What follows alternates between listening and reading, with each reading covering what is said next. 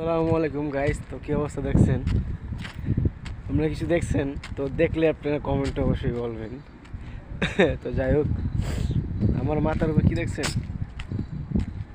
Water, তার মানে পানির বোতল, ওয়াটার ট্যাঙ্ক। যাই হোক, আমি হাঁটতেছি, তো এটা আমার প্র্যাকটিস, অনেক দিনের সাধনা।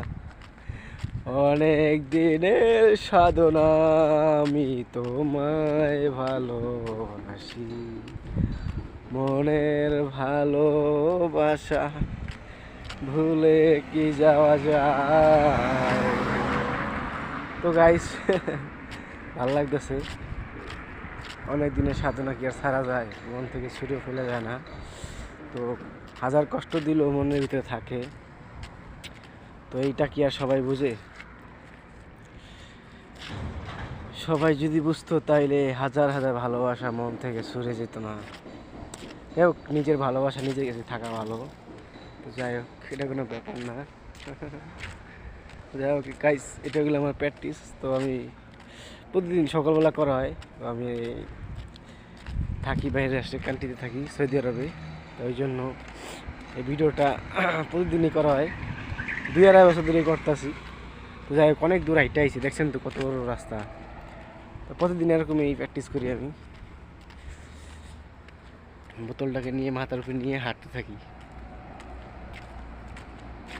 এভাবেই হাঁটতে থাকি, সারি না। তো যাই হোক গাইস, এখন গোসল মুসল করবো।